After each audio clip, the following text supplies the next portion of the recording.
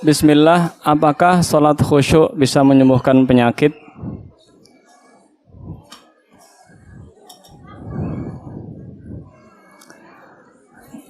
Ya, disimak. Ada pertanyaan, apakah sholat khusyuk bisa menyembuhkan penyakit? Ketika kita sholat, ketika sujud, doa ibu-ibu.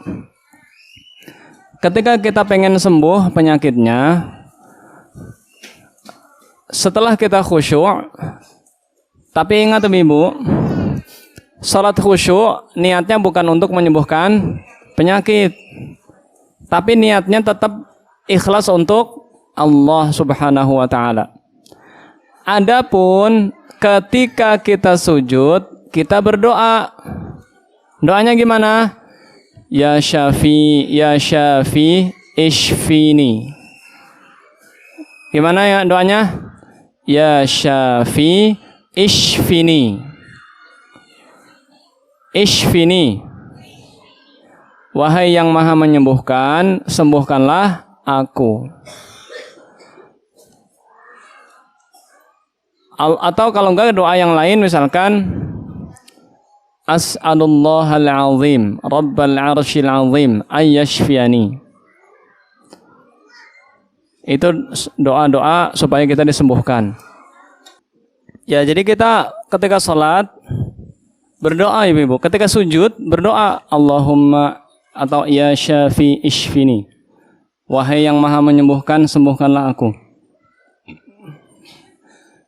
Tapi ibu, walaupun kita tidak berdoa, asalkan kita rajin sholat, kesehatan akan kita dapatkan.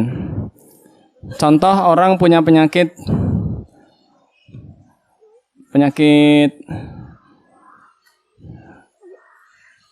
kadang menimpa orang-orang yang sudah tua, agak pelupa, agak pikun, atau stroke-stroke yang ringan.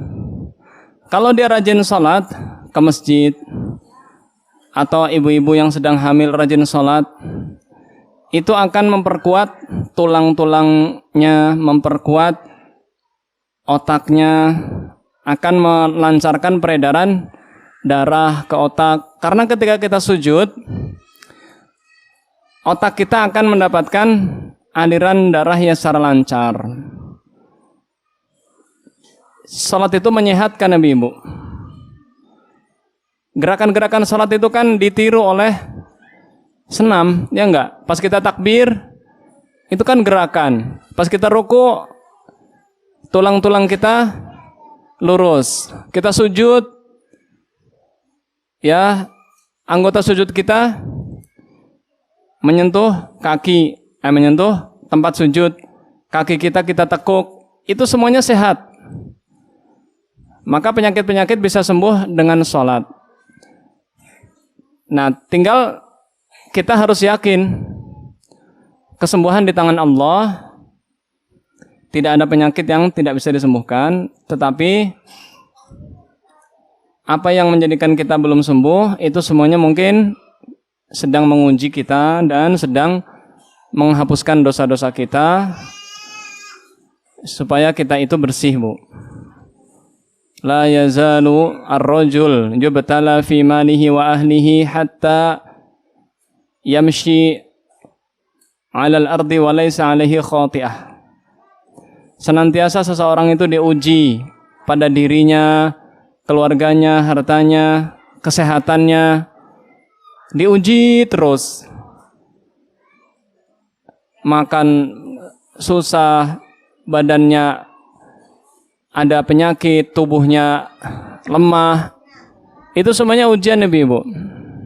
Sampai nanti dia berjalan di muka bumi tanpa ada dosa.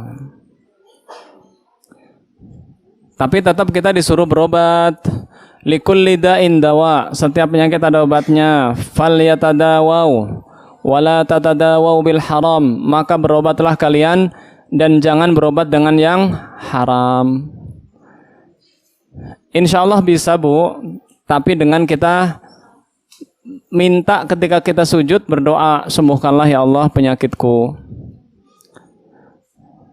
Tapi ibu tetap berusaha untuk berobat juga, jangan pasrah, saya mau sholat aja lah. Ya ibu juga berobat dengan ruqyah mandiri ibu. Ibu-ibu ngerekam suara ibu sendiri atau baca surat-surat pendek, kemudian ibu usapkan ke bagian yang sakit, bisa dengan bekam. Sakitnya apa? Bisa dengan bekam di kepala, di pelipis, di perut, di punggung, atau dengan refleksi, atau minum air zam-zam. Dicoba berbagai macam cara ibu-ibu. Jadi jangan pasrah hanya dengan sholat. Enggak bu, Rasulullah juga berbekam, Rasulullah juga berolahraga, Rasulullah SAW juga meminum obat. Karena ketika beliau sakit dirawat oleh Aisyah, dan Aisyah tahu Rasulullah juga minum racikan obat. Kurma ajwa 7 butir. Kalau kita pengen terlindungi dari racun dan dari sihir, itu makan kurma ajwa.